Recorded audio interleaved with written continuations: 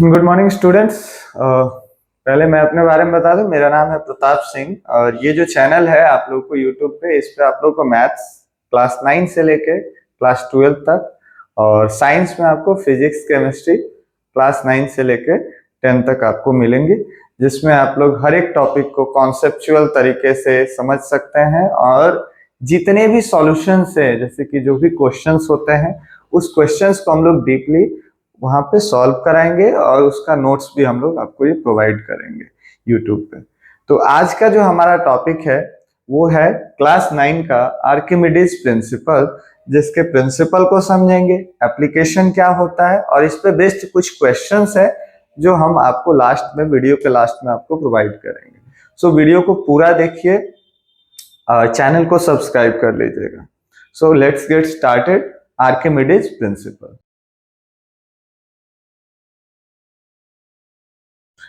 देखिए, पहले Archimedes principal के बारे में जानेंगे। तो आर्किमिडीज प्रिंसिपल आर्किमिडीज के नाम पे पड़ा है। तो हम लोग ये जानेंगे कि आर्किमिडीज प्रिंसिपल को दिया किसने था। तो आर्किमिडीज जो थे वो हमारे ग्रीक साइंटिस्ट थे और एक मैथमेटिशियन भी थे। इन्होंने एक प्रिंसिपल दिया जिस प्रिंसिपल का नाम है आर्किमिडीज प्रिंसिपल।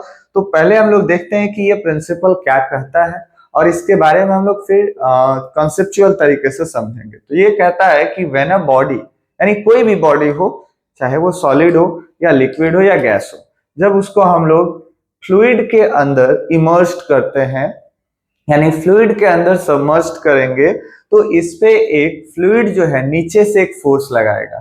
सपोज करिए कि यहाँ एक कंटेनर है और इसके अंदर फ्लूइड भरा है।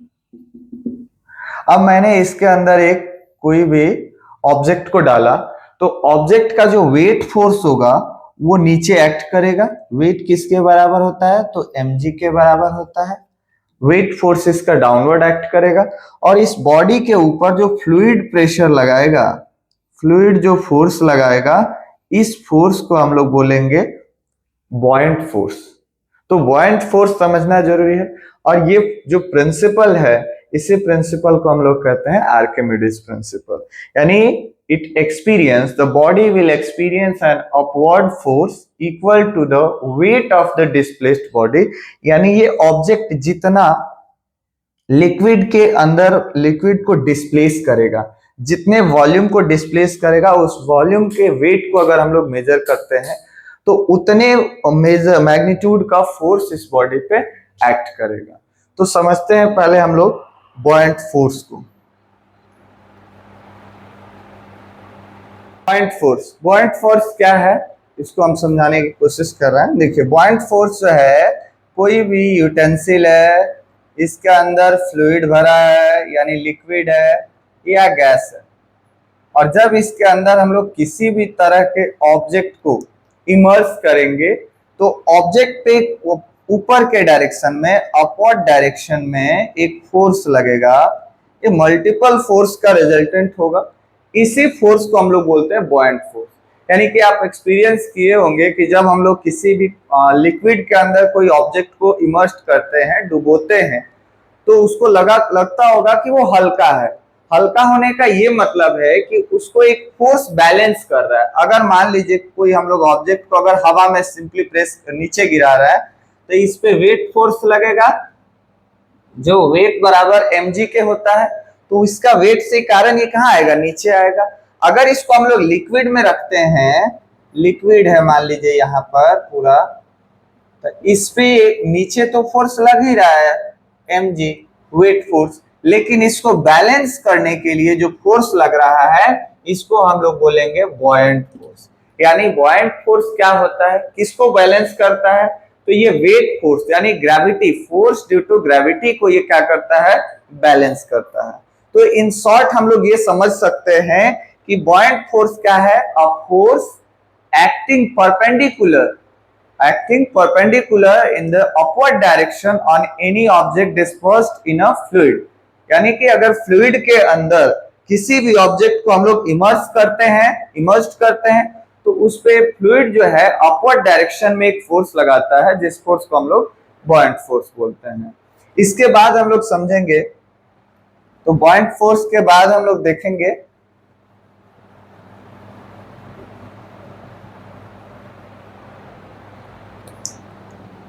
N upward force acting on a body when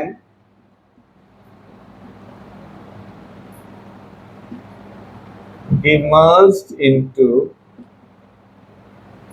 fluid.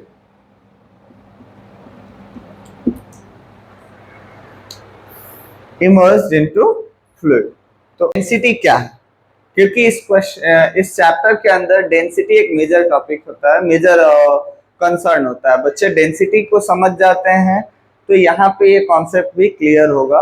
तो इसको डेंसिटी समझते हैं। डेंसिटी का मतलब होता है द मास बाय वॉल्यूम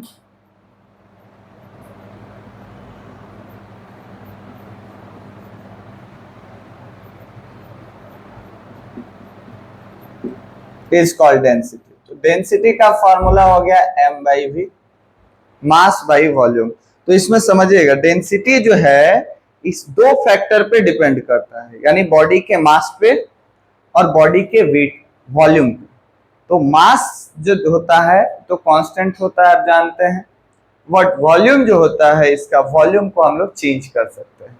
तो जितना ज्यादा मास होगा उतना ज्यादा डेंसिटी होगा, मास कम डेंसिटी ज्यादा, क्योंकि ये डायरेक्टली रिलेशन है, डायरेक्ट प्रोपोर्शन है।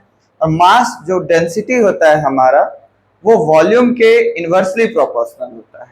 यानी अगर वॉल्यूम बड़ा होगा तो डेंसिटी छोटा होगा, डेंसिटी कम होगा। वॉल्यूम कम होगा तो डेंसिटी ज्यादा होगा। Weight of displaced fluid. Weight of displaced fluid क्या है कि यह कह रहा है कि जब हम लोग किसी ऑब्जेक्ट को फ्लूइड के अंदर इमर्स करते हैं, मान लीजिए एक बाल्टी है जिसमें पानी पूरा का पूरा भरा हुआ है। अगर उस बाल्टी के अंदर पानी भरा है, जैसे ये है, और इसमें पूरा पानी यहाँ तक फिल्ड है, ओवर फिल्ड है, यहाँ तक ये भरा हुआ है पानी। अब हमने इसमें एक किसी भी ऑब्जेक्ट को लेके इसमें इमर्स किया, तो आप देखेंगे कि ये जब हम इसको अंदर इमर्स करेंगे तो इस वाटर का जो कुछ पोर्शन है वो बाल्टी से बाहर आएगा। तो कितना पोर्शन बाहर आएगा? तो इसके वॉल्यूम के बराबर आएगा। तो इसका मतलब ये है कि ये बॉडी जो है, ये जो बॉडी हमने इसके अंदर इमर्स किया, इसने जितने वाटर को बाहर निकाला उसी को बोलते हैं डिस्प्लेस्ड वाटर। और डिस्प्लेस्ड वाटर का जब हम लोग वेट कैलकुलेट करेंगे तो इसी को बोलते हैं वेट ऑफ डिस्प्लेस्ड फ्लूइड, यानी wait of the fluid, wait of fluid displaced by body is called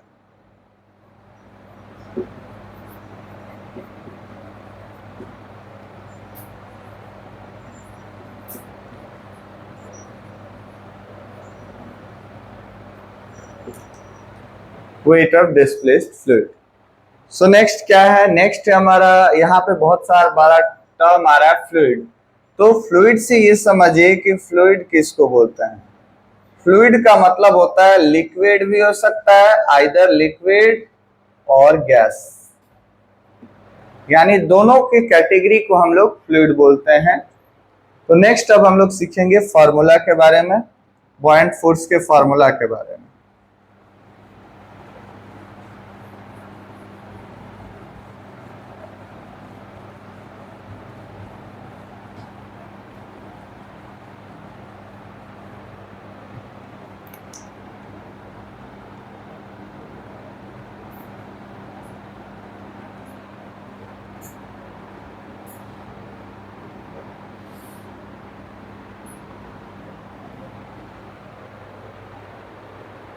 buoyant force बराबर होता है रो वी जी।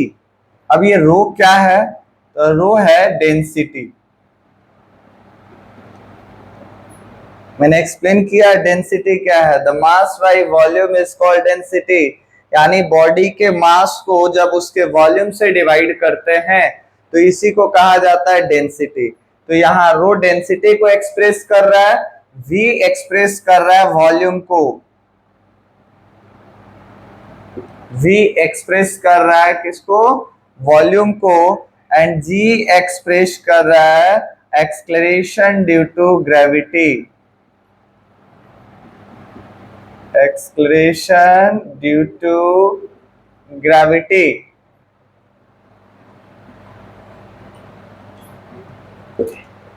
तो बेसिकली हमारा जो फॉर्मूला है वो यही है, और इस फॉर्मूला पे क्वेश्चंस आता है। रो मीन्स डेंसिटी, v मतलब volume, and g means acceleration due to gravity.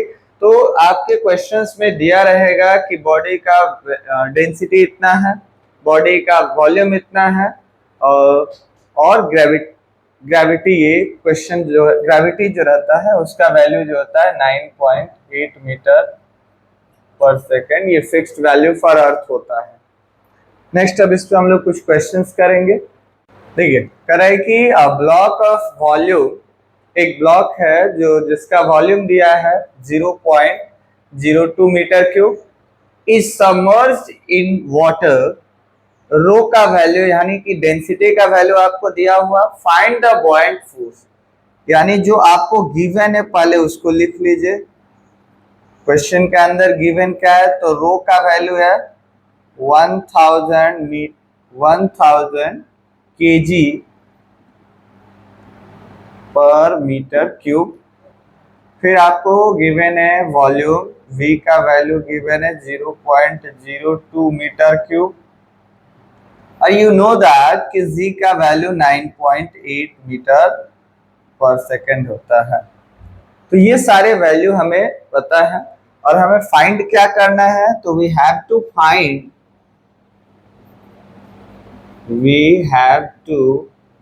Find buoyant force,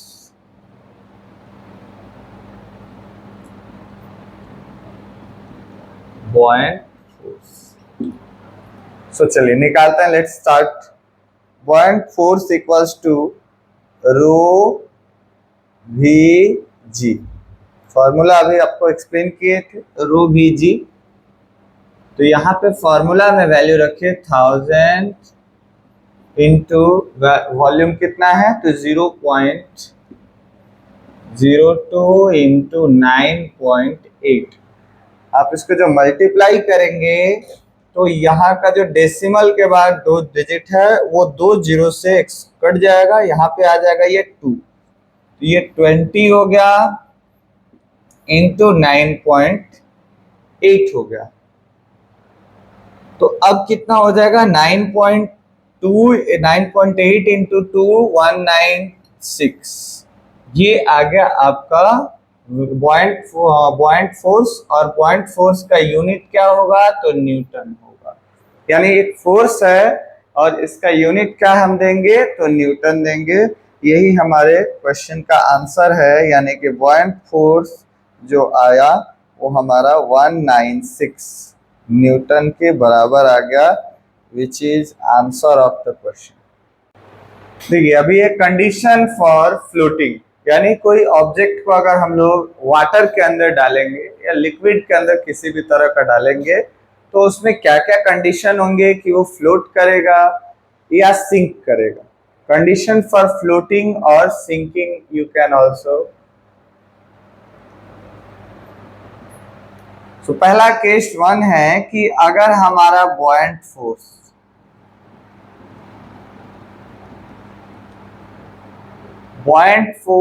अगर इक्वल है wait of the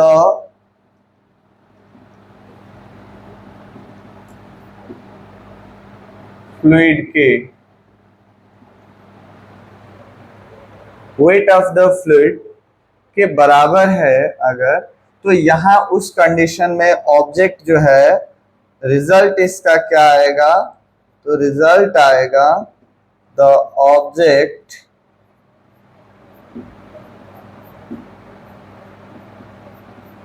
will float, object इस केस में क्या करेगा, फ्लोट करेगा। केस 2 है, केस 2 कहता है कि बॉयंट फोर्स अगर हमारा buoyant force is less than weight of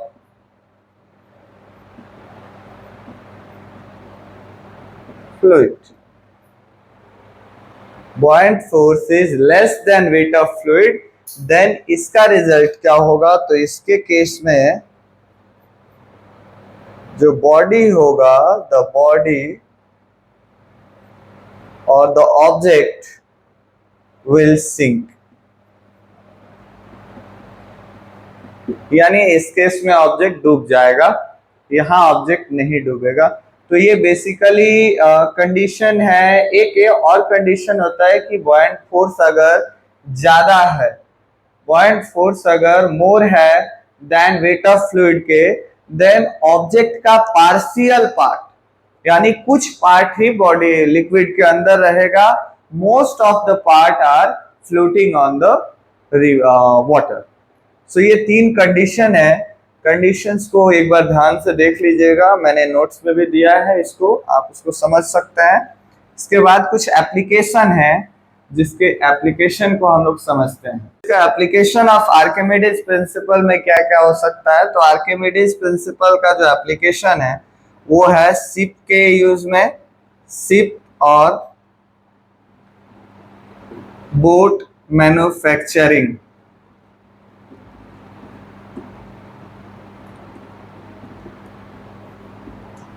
ship और बोट के मैन्युफैक्चरिंग में यूज होता है। दूसरा हाइड्रोमीटर,